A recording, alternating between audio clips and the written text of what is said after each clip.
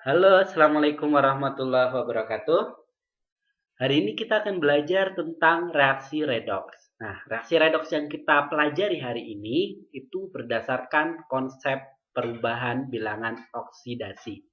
Bagaimana konsep perubahan bilangan oksidasi? Nah, suatu reaksi redoks itu dia mengalami reaksi reduksi, ya, jadi mengalami reduksi dan oksidasi secara bersamaan. Oke.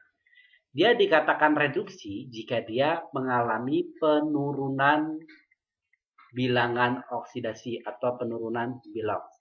Sementara dia dikatakan oksidasi, ya, maka dia yang mengalami kenaikan biloks.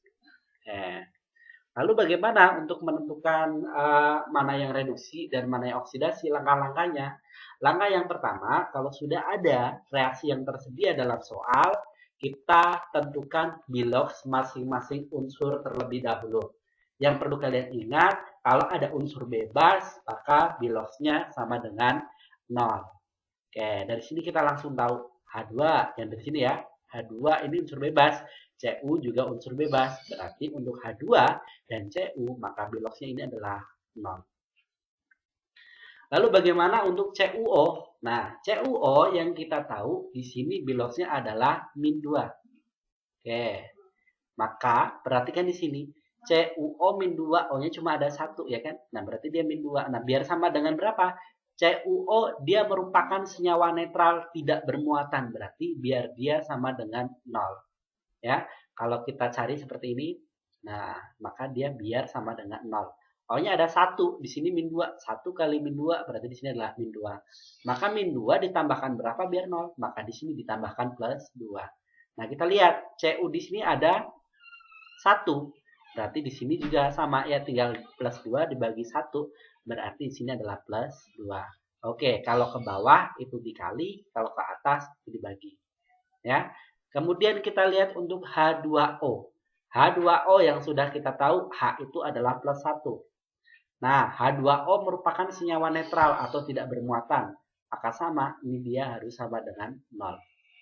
Ya, kalau dia sama dengan 0, ini hanya ada 2, berarti tinggal dikalikan 2. 2 dikalikan plus 1, maka di sini adalah plus 2. Nah, biar 0, maka O-nya berapa? O-nya sama dengan min 2. Plus 2 min 2 sama dengan 0. O-nya di sini ada 1, berarti min 2 dibagi 1, dia sama dengan min 2. Oke, biloks yang kita pakai adalah ini.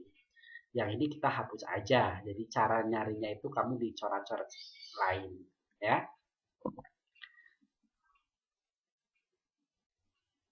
Oke.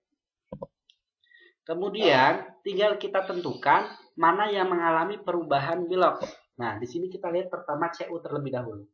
Cu ya, ternyata Cu juga mengalami perubahan biloks. Cu itu dari plus 2 ke 0. Ternyata di sini untuk Cu biloksnya turun. Nah, Cu dia biloksnya turun. Nah, kalau dia turun, maka reaksinya di sini adalah reduksi. Sementara O, kita lihat O. O-nya min 2, di sini juga min 2 O-nya, berarti dia tetap. Kita lihat untuk H, hanya dia 0, kemudian dia menjadi plus 1, ternyata hanya itu naik. Oke. Hanya dia naik. Nah, kalau naik, maka reaksinya adalah oksidasi. Oke. Nah, sekarang tinggal kita tentukan mana reduktornya, mana oksidatornya. Yang perlu kalian ketahui bahwa yang namanya oksidator, ya, oksidator itu adalah zat yang mengalami reduksi. Oke, jadi kebalikannya ya. Kalau oksidator berarti dia zat yang mengalami reduksi. Sementara kalau reduktor, ya, reduktor dia adalah zat yang mengalami apa? Oksidasi. Oke, jadi kebalikannya. Ingat ya, oksidator yang mengalami reduksi, sementara reduktor dia yang mengalami oksidasi. Berarti kita tentukan siapa oksidatornya. Nah, oksidatornya, nah oksidator dia yang mengalami reduksi. Reduksi adalah CuO, ya kan? CuO senyawa ini, maka untuk oksidatornya adalah CuO. Lalu siapa reduktornya? Ya, oke. Lalu siapa reduktornya? Nah, untuk reduktornya dia yang mengalami oksidasi. Yang mengalami oksidasi adalah H2. Maka di sini reduktornya adalah H2. Oke, sampai sini paham? Satu contoh soal lagi. Nah, di sini ada reaksi antara logam magnesium dilarutkan dengan asam klorida HCl sehingga dia menjadi larutan magnesium klorida plus gas hidrogen. Ya, kita tentukan dulu untuk biloxnya. Biloxnya kita lihat yang unsur bebas terlebih dahulu biar lebih mudah. Nah, unsur bebas di sini ada Mg. Mg dia 0. Kemudian yang unsur bebas lagi siapa? Di sini ada H2. H2 unsur bebas, maka dia juga sama dengan 0. Sekarang kita tinggal cari biloxnya yang lainnya. Kita lihat untuk HCl. Ya, kalau kita hitungkan seperti ini nih.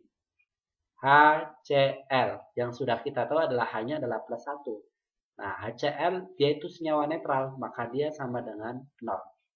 Oke, 1 kali 1 plus 1. Biar 1 sama dengan min 1. Maka Cl di sini, karena dia cuma 1 dibagi 1 juga ketemunya min 1. Sehingga di sini plus 1 min 1. Lalu MgCl2 bagaimana? Nah, untuk MgCl2. Kayak yang kita tahu kan Mg itu golongan 2A. Jadinya dia biloxnya adalah plus 2. Oke. Kita sama dengan berapa ini? Ini unsurnya, bukan unsur ya, senyawanya adalah senyawa netral. Maka dia sama dengan 0. Mg-nya 1 dikali plus 2, jadinya plus 2. Maka biar 0, maka dia min 1.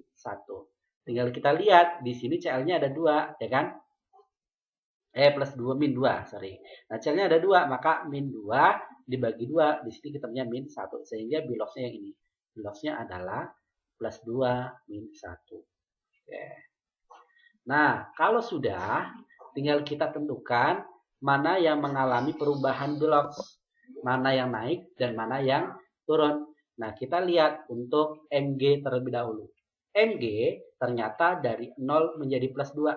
Nah, untuk Mg sendiri, dia mengalami kenaikan. Lihat, Mg.